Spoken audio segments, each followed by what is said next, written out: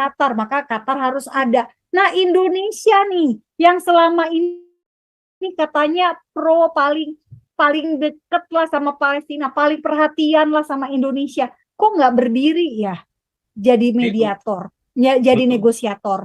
Boleh nggak? Saya usul ya nih Pak Paul, boleh nggak kita aja yang jadi negosiatornya atas nama Indonesia? Sama Bu Koni. Iya kan?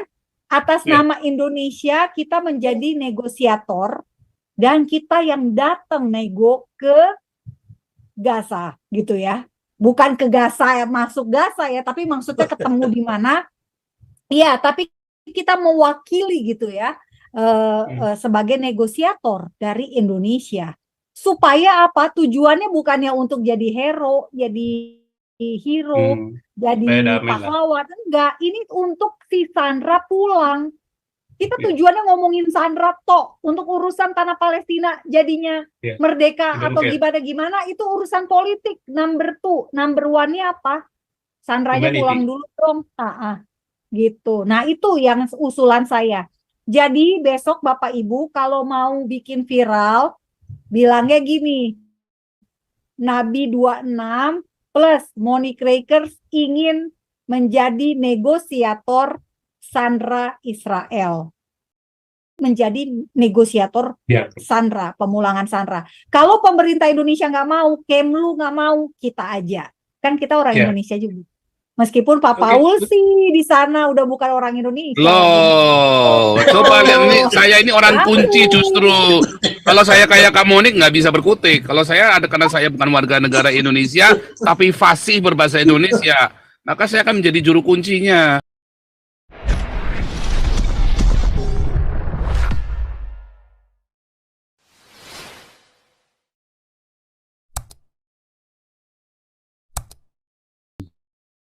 Shalom Amerika.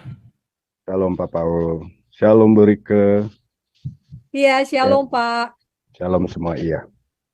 Ya, sedikit sedih saya nih ya. Kita semua di sini mungkin setuju ya bahwa perang 7 Oktober ini yang dimulai oleh Hamas bukanlah perang agama dari sisi kita ya. Tapi saya coba, ya saya setuju lah dari kacamata pribadi ya. Tapi seminggu ini saya coba mencari tahu nih Bu Monique. Apa dasar alasan yang menyebabkan dari setiap peperangan antara dunia Arab dan Israel? Ya, ternyata dari kacamata Islam yang saya dapat, permusuhan dan kebencian dari terhadap Israel ini sudah dari abad ke-7 nih Bu, yang memang termotivasi dari kitab Quran mereka sendiri. Nah, pertanyaan saya, apakah masyarakat Israel atau masyarakat Yahudi menyadari hal tersebut Bu? Buat kita bukan perang agama, tapi buat mereka adalah perang agama. Nah, Hamas ini hanya organisasi kecil, tapi kalau udah bicara agama, artinya yang memusuhi Israel adalah Islam. Begitu, Bu. Ya, pertanyaannya, apakah masyarakat Yahudi dan Israel khususnya menyadari bahwa musuh mereka sebenarnya Islam? Enggak, mereka nggak kepikiran ke sana. Bukan Islam loh. Musuhnya Israel bukan Islam loh. Saya udah ngomong, udah pernah diskusi masalah itu. Kami ada kelasnya juga, Bung Beta. Iya, tapi kalau kita bicara dari ayat-ayat Quran, bunuh semua Yahudi sampai habis. Itu kan tercatat di Quran. Masalahnya begini, Islam pernah berbuat, masyarakat Islam yang ada di daerah Mesir sama daerah Yerusalem itu pernah berbuat kebaikan kepada orang Yahudi waktu lawan orang Kristen. Nah, itulah masalahnya. Ya, oke lah. Walaupun tertulis di Quran ya, itu memang ini ribet banget, memang ribet menjelasinya. Tapi memang Israel tidak pernah menganggap Islam adalah musuh, tidak pernah menganggap Kristen adalah musuh. Dua-duanya. Dari sisi Israel karena, saya tahu. Tapi kita bicara secara keyakinan dari sisi Islam karena tertulis di Qurannya. Oh, kalau itu saya percaya bahwa memang Islam menganggap memang musuh. Kalau itu ya. Kalau Ibu Monique kalau tanyain begitu nggak mau jawab dia. Jangan bisa-bisa besok nggak pulang nanti. Oke, jangan dijawab. Iya, di Mabes nanti besok. Jangan dijawab. Ya. Nanti nyangkut di Mabes besok kalau jawab itu. Bisa diaminkan juga kenapa Hamas mengikuti aturan Qurannya, karena waktu dia menyeberang itu tembok kawat duri itu tidak sampai ke tembok ya, itu menyuarakan Allahu Akbar, arti atas nama Tuhannya mereka kan. Nah ini yang kita harus pahami dulu. Kan saya ingin mencari tahu kenapa sih lu selalu nyerang Israel, ya. Bahkan sebelum Israel berdiri 1947 mereka sudah memerangi komunitas Yahudi di Kanaan itu. Itu yang menjadi pertanyaan saya terus gitu loh. Sementara Aceh waktu terjadi tsunami, Israel yang pertama datang membantu. Ini kok nggak dilihat, ya kan? Kalau sekedar politik biasa mungkin kita bisa mengerti ya. Kadang kita baik, kadang kita jahat. Ternyata ada di dalam Qurannya, itu yang jadi problem tuh Pak. Nah ini yang saya maksud, apakah masyarakat... Nanti besok kita bahas itu Bung Beta. Jangan sama kamu nih bahasnya. Ya, enggak, kalau saya jawab ya Pak Paul, Pak Beta, salam kenal dulu nih. Kayaknya udah sering ya. Udah sering tapi nggak pernah lihat langsung nih. Iya, salam kenal ya. Iya, jadi memang kalau Israel sendiri, dia tuh benar-benar, ya tadi Pak Paul bilang juga ya, dia tidak mau memusuhi orang Kristen, nggak mau memusuhi orang Islam. Nah makanya mungkin Bapak Ibu jadinya mulai sadar bahwa emang benar Israel tuh nggak memusuhi siapapun, termasuk Islam. Bahkan mereka mau kan berdamai dengan Arab Saudi yang jelas-jelas disebut sebagai Wahabi, gitu kan? Karena buat mereka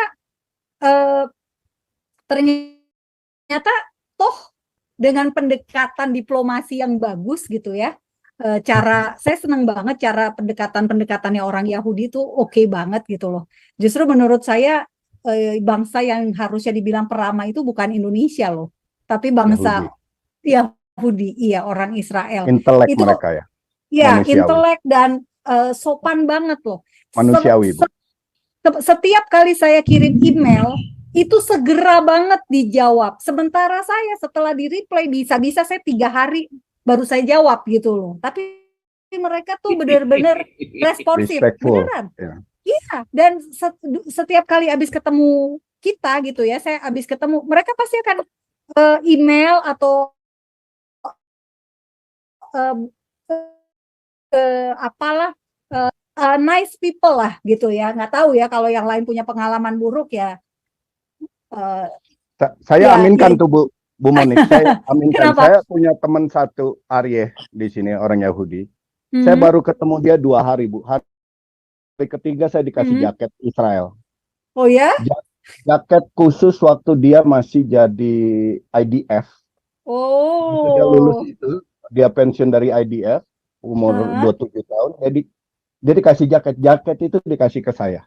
Ada. Nanti saya kapan saya pakai. Wah, jadi artinya mereka menilai. Tapi yang paling ramah orang Belanda, Bung Beta. Paradise.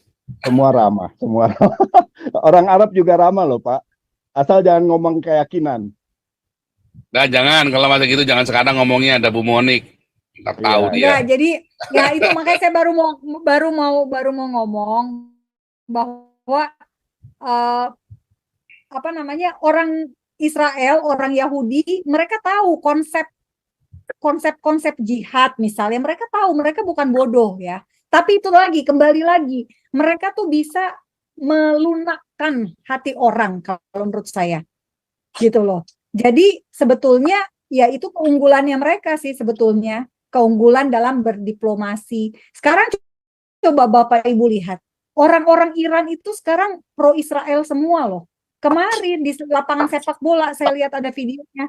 Mereka yang mau pasang bendera Palestina itu disuruh diturunin.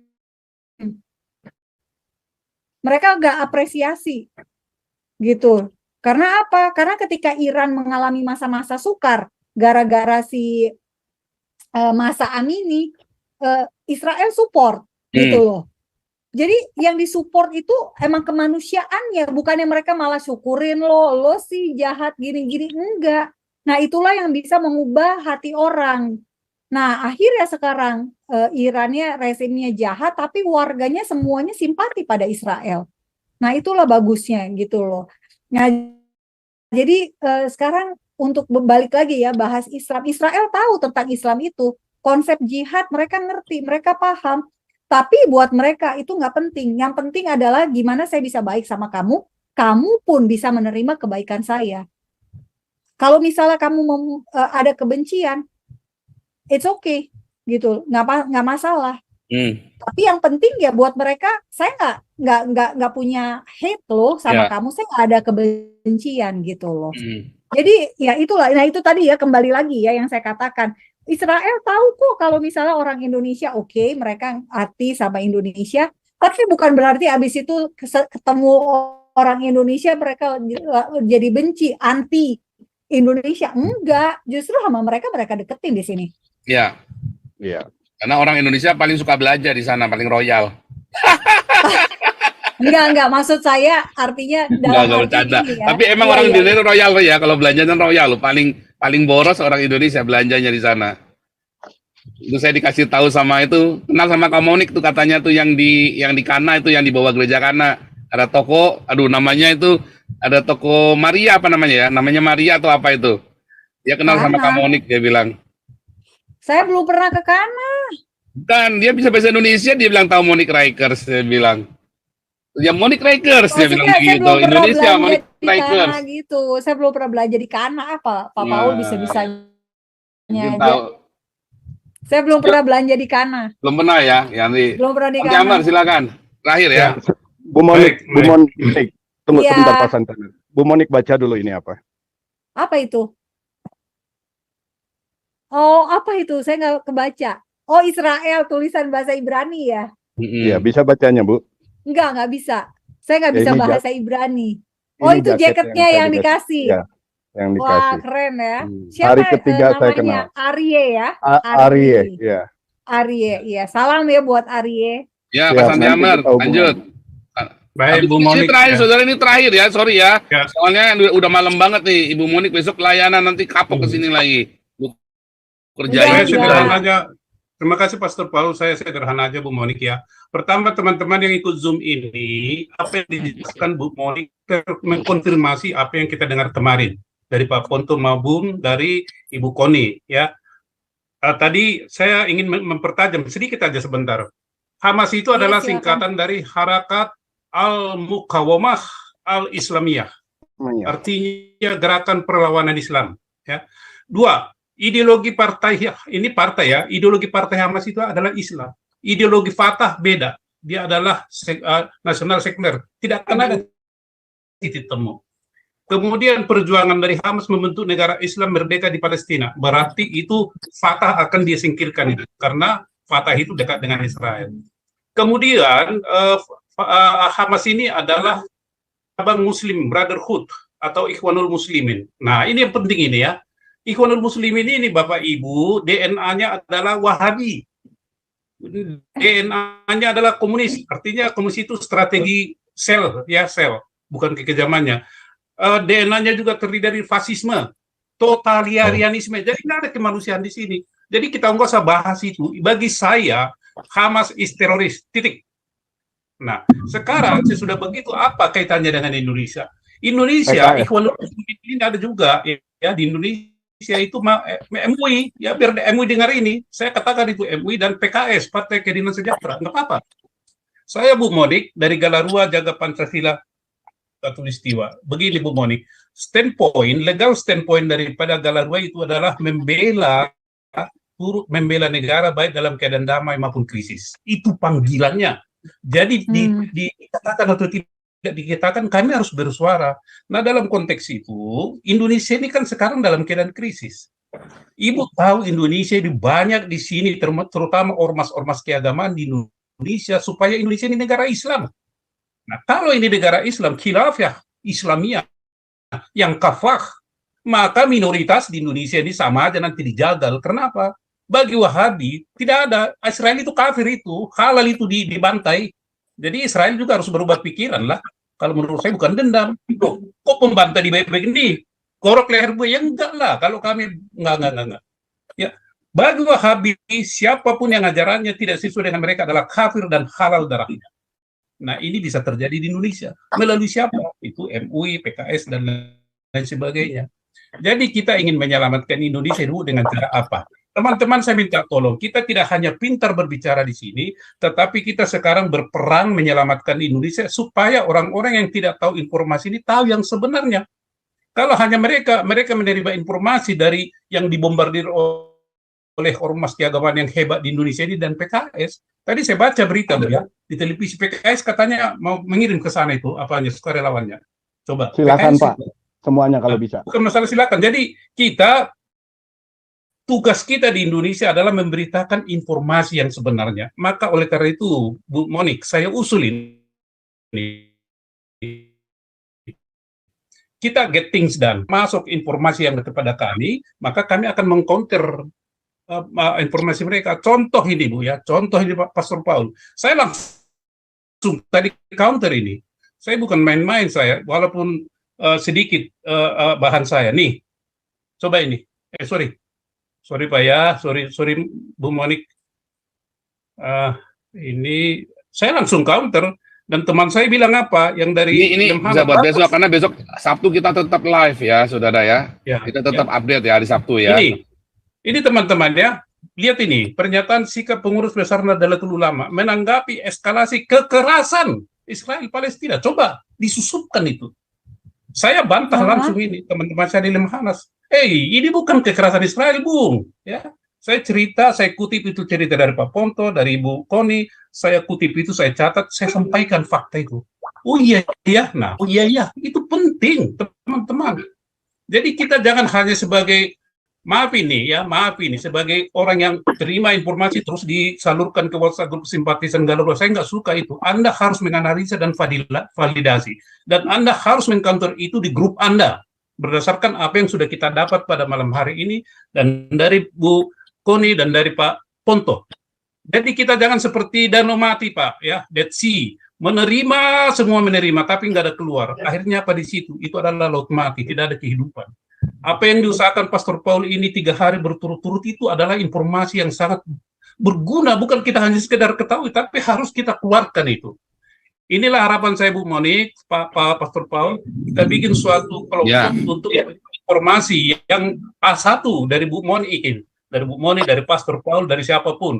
Kalau dari luar-luar itu saya nggak percaya. Contoh besok kita tampilkan lagi ya, yang surat ini besok kita tampilkan lagi besok Sabtu jam 3 sore, saudara ya. Jam 3 sore. Contoh kedua, Pastor Paul. Contoh kedua, apa MUI bilang? MUI meminta kepada dunia internasional supaya menekan Israel, supaya mengakui Palestina. Sontoloyo enggak itu? Dan itu diulang-ulang di TV. Nah, teman-teman, apakah kita harus diam begini? Kalau saya lawan, bagi saya nanti akan saya bikin surat terbuka. MUI, Anda atas nama Galarua dong, atas nama Galarua. Yang sopan gitu kan. Tapi kita butuh data benchmarking dari Bu Monik. Jangan nanti kita salah ngomong kan? Ya. Masuk. Ini besok kita ulangin lagi ya. Yang punya Pak Santi Amar bisa kita ulangi jam 3 sore. Sekalian update informasi terakhir ya. Setiap hari kita ada update. Ibu Monik kasih penutup. Ibu Monik, mohon maaf yang lain nggak bisa dapat giliran ya.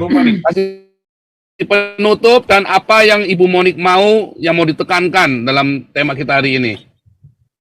Iya, jadi terima kasih Pak Santi Amar. Saya setuju kalau memang kita mau bikin forum untuk kita ya sebagai seorang yang peduli pada Pancasila, kita peduli pada kemanusiaan, kita berdiri bersikap sama seperti kayak NU bikin pernyataan. Kalau kita mau kita bersama-sama membuat pernyataan, ayo kita bikin juga gitu ya. Menyatakan pendapat kita tentang konflik ini dan apa yang kita tadi Pak Paul tanya apa yang kita mau. Ya tentu saja satu, kita mengeluarkan pernyataan simpati itu dulu. Bersimpati atas korban yang jatuh dong. Ya enggak? Dan yang jelas kita ini bisa menjadi negosiator damai. Bapak Ibu bayangkan, semua ingin jadi negosiator damai. Mesir, Cina, terus Jordan, Qatar, bahkan Qatar loh. Karena ini kan Qatar butuh ya dari pihak Palestina kan butuh. Bener nggak? Kan semua harus ada dari dua belah sisi. Ya. Nah, jadi mungkin Israel sangat percaya sama Mesir, maka Mesir harus ada. Tapi Hamas percayanya sama Qatar, maka Qatar harus ada. Nah, Indonesia nih yang selama ini katanya paling deket lah sama Palestina, paling perhatian lah sama Indonesia. Kok nggak berdiri ya jadi mediator, jadi negosiator? Boleh nggak? Saya usul ya nih Pak Paul, boleh nggak kita aja yang jadi negosiatornya atas nama Indonesia? Sama Bu Koni. Iya kan? Atas nama Indonesia kita menjadi negosiator dan kita yang datang nego ke Gaza gitu ya. Bukan ke Gaza, masuk Gaza ya, tapi maksudnya ketemu di mana? Iya, tapi kita mewakili gitu ya, sebagai negosiator dari Indonesia. Supaya apa? Tujuannya bukannya untuk jadi hero, jadi jadi pahlawan. Enggak, ini untuk si Sandra pulang. Kita tujuannya ngomongin Sandra tok, untuk urusan tanah Palestina jadinya merdeka atau gimana itu urusan politik. Number one-nya apa? Sandranya pulang dulu dong. Gitu. Nah, itu yang usulan saya. Jadi besok Bapak Ibu kalau mau bikin viral, bilangnya gini, Nabi 26 plus Monique Rakers ingin menjadi negosiator Sandra Israel agar bisa dipulangkan kembali ke Israel dengan selamat. Kami bukan mewakili siapa-siapa, kami hanya mewakili kemanusiaan orang Indonesia. Kita orang mewakili Indonesia. Pancasila gitu, Bu. Iya kan susah ya ngejelasin Pancasila ke orang bule. Nanti orang bulenya nanya lagi, apa Pancasila? Mendingan kan kita bilang, kita mewakili kemanusiaan. Iya, orang Indonesia yang sangat cinta, damai, dan peduli kemanusiaan. Itu dia. Jadi sekali lagi, kita tahu kita berhadapan dengan kelompok yang sangat-sangat keras, karena mereka sudah menggunakan segala cara untuk mencapai tujuan. Nah, tapi ada satu hal yang perlu kita lakukan,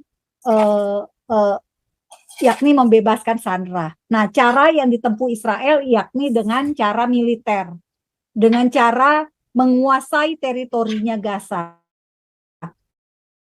Tetapi tentu saja juga perlu perbincangan damai. Nah, inilah yang kita harus bisa tawarkan. Indonesia perannya apa?